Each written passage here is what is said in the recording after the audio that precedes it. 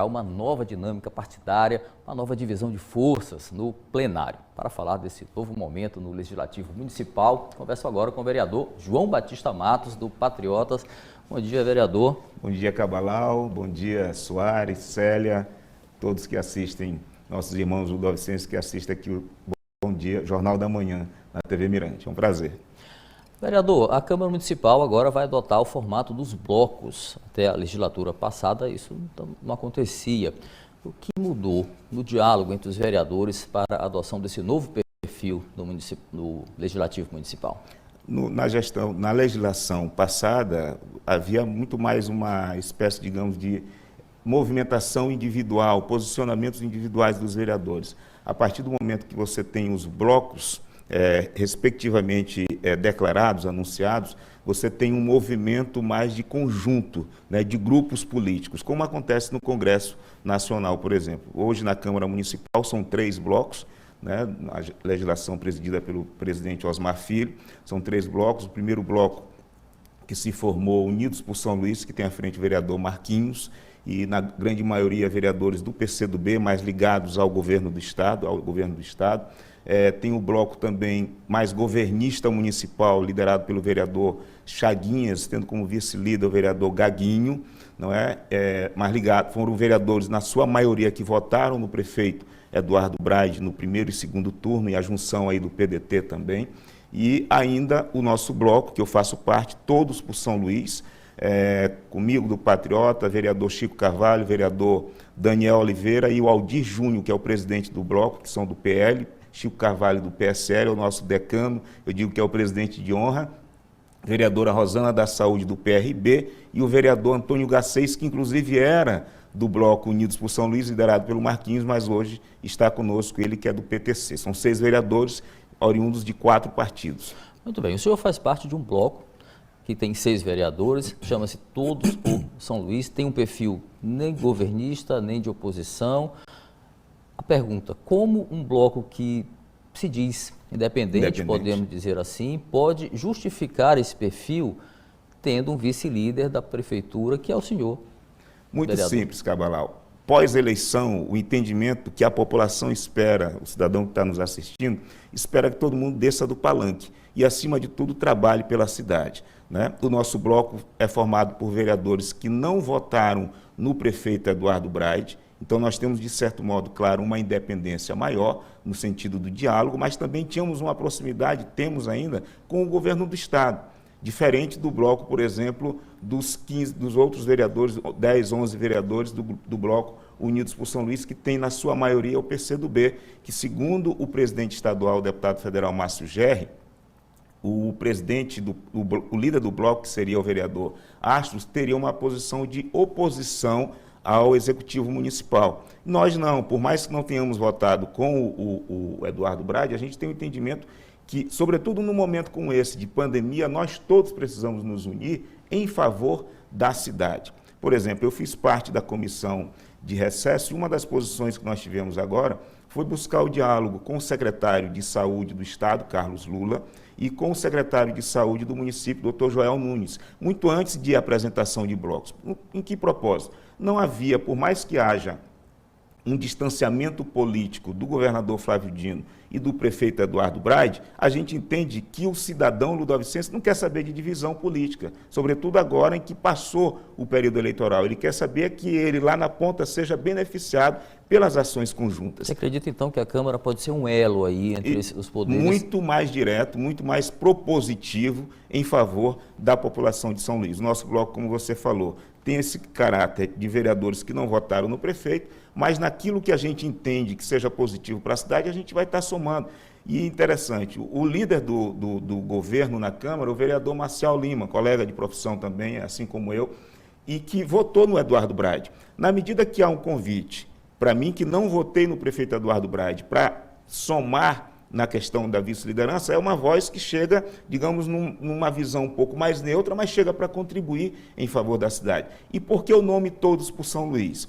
Porque em 2014, se eu puder contar, isso aqui é muito rápido, em 2014, numa passagem da Câmara, o então candidato Flávio Dino, Eu estava na Câmara como suplente e fizemos um requerimento convidando todos os candidatos ao governo do Estado para que assumissem um compromisso de que aquele que seria eleito iria trabalhar em parceria com a Prefeitura e em respeito à Câmara de Vereadores. O Flávio Dino foi eleito governador, nos últimos 6 anos trabalhou em parceria com o prefeito Edivaldo Holanda Júnior, mas a gente entende que essa parceria, essa relação política não pode ser pessoal. Ela tem que ser, sobretudo, voltada para a cidade de um modo geral. É o que eu digo. O cidadão que está em casa, ludovicense, que vê um problema no asfalto, que vê um problema ou outro na educação, na saúde ou na segurança, ele quer ver não um alinhamento necessário de político entre Braide e Flávio Dino. Ele quer ver o benefício que a Prefeitura e o governo do Estado pode gerar para o seu dia a dia, para a sua família, para o seu, para o seu bairro. Vereador, a propósito desse momento delicado, de pandemia ainda,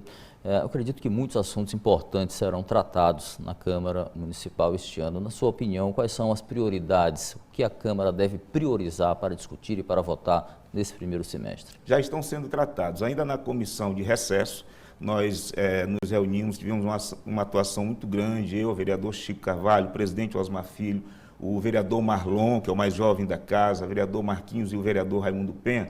Nós estivemos, por exemplo, conversando com a secretária de Educação, conversando com o secretário de Saúde do Estado e do município, para que essas ações, por exemplo, agora, que estão sendo feitas relacionadas à vacina, por exemplo, fossem conjugadas, né, mais próximas. A gente sabia que havia uma tensão política ali, a gente procurou desfazer isso. Não demorou, houve uma reunião entre o secretário Carlos Lula e o secretário doutor Joel também, a secretária Ismênia de Educação com o do Estado, o Felipe Camarão, e outras ações. Por exemplo, essa semana aqui eu assisti, ontem, inclusive, você noticiando a proposta do vereador Álvaro Pires relacionado ao auxílio emergencial proposto ao Executivo. Ontem, o vereador Marlon Butão, eu tenho que falar dos colegas também, já conversava de nós fazermos uma audiência relacionada à questão da educação. Eu vou presidir a Comissão de Educação, Cultura e Esporte da Câmara Municipal. Então, são temas que estão aí, eu já estive com a secretária de Educação do município, a gente tem que estar pautando todo dia essa questão do retorno às aulas online, híbrido ou presencial mais à frente. Então, são temas importantes, como também algo importante. Geralmente, esse período, o Poder Executivo paga as emendas, né, uma parte das emendas dos vereadores, que quem investia em carnaval, blocos, investia. Eu, que sou evangélico, por exemplo, poderia direcionar para retiros culturais, que foi agora no carnaval. Mas os vereadores viram, não tem carnaval, retiros diminuídos, o que será feito? As suas emendas estarão sendo direcionadas para a compra, né, e doação de cestas básicas nas comunidades, sobretudo as mais carentes, nas bases dos vereadores, como forma também de contribuir nesse momento de pandemia, de impacto na saúde e também impacto na economia. A proposta do auxílio emergencial, o senhor como vice-líder do governo municipal, o senhor acredita que há condições do governo ter um auxílio municipal, que aliás foi dado, né, na gestão passada? O senhor acha que há condições de retomar esse recurso, talvez num novo formato? Veja bem, a gente vê que ninguém desconhece a necessidade da população, sobretudo a de baixa renda, né? Pessoas abaixo da linha de pobreza, inclusive. Mas o prefeito não pode cometer a irresponsabilidade. Nós precisamos entender que ele vai trabalhar com um orçamento nesse ano de 2021 que não é dele. Foi um orçamento votado pela legislação anterior, mas há uma equipe econômica que já está trabalhando, o secretário de Fazenda, Planejamento, Simão Cirineu e Azzolini, no sentido de buscar uma solução para essa proposta. Talvez não no valor colocado pelo colega Álvaro Pires, acho que de R$200, mas um valor menor. A gestão anterior era de R$40. Na verdade, parcelado, 800 parcelado em 4 vezes. A gestão anterior, acho que o auxílio emergencial era na casa dos R$40 para cerca de 12 mil cidadãos ludovicenses cadastrados já no Bolsa Família, né? E eu acredito sim na sensibilidade do prefeito Eduardo Braide de encontrar uma forma de conseguir algum valor para chegar a essas famílias. A gente vê que o governo federal tem suas dificuldades. Sim. Imagine uma prefeitura do porte como a de São Luís, mas entendo que a Câmara de Vereadores, juntamente com o Poder Executivo, está buscando uma solução, sobretudo o prefeito com a sua equipe econômica, para a gente alcançar e atender, assistir esses nossos irmãos. Uma última pergunta, vereador. O senhor faz parte da renovação da Câmara. Quais são as suas propostas já nesse reinício aí o início de mandato e reinício de trabalho na Câmara? Cabalau, durante muito tempo, eu digo que 30, 40 anos na nossa cidade foi aberta apenas uma porta para um pai, para uma mãe sustentar suas famílias, que foi a porta do emprego. Quando você chega num momento como esse de pandemia, em que se afeta a saúde e a economia da cidade, você vê, o índice de desemprego foi muito grande, né? Você precisa abrir uma outra porta, que é a porta do empreendedorismo. Sobretudo numa cidade como São Luís, que tem vocação para o empreendedorismo, com a cultura muito rica, reggae, bumba meu boi, na culinária, no turismo, beira-mar, praia grande, nós temos muitas belezas. Mas quantas famílias, quantos pais e mães estão ganhando dinheiro com essa riqueza que nós temos? Nós temos visto, na verdade, muitas pessoas vindo de fora e ganhando dinheiro aqui, nada contra. Mas é importante que o poder público, e aí é uma das minhas propostas, juntamente com o SEBRAE, que é transformar São Luís numa cidade empreendedora, vocacionar, estimular. E, para minha grata surpresa, o prefeito Eduardo Braide, durante a campanha, eu não votei no prefeito Eduardo Braide, tenho que reconhecer isso, mas ele apresentou um programa que ele usava muito a expressão transformar São Luís numa cidade de oportunidades.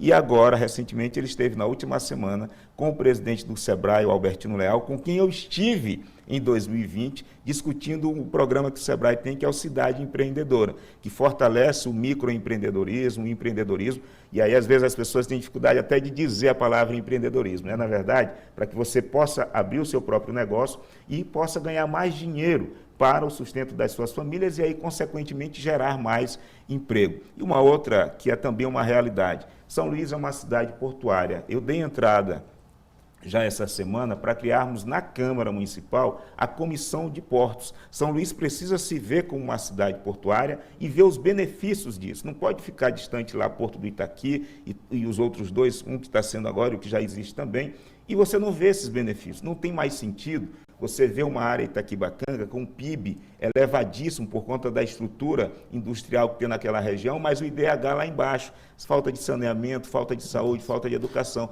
Essa cidade riqueza portuária, mas o porto é distante da população. Distante a população. Quantos cidadãos sabem que tem portos em São Luís? Talvez poucos. Por não ver o benefício. Então, esses benefícios, essa riqueza econômica, tem que passar por aqui, tem que ser vista, contemplada, impactar a vida das pessoas. Os nossos 3 portos hoje já geram uma movimentação econômica maior do que o principal porto do Brasil, embora sejam 3, que é o Porto de Santos, por exemplo. Então, peraí.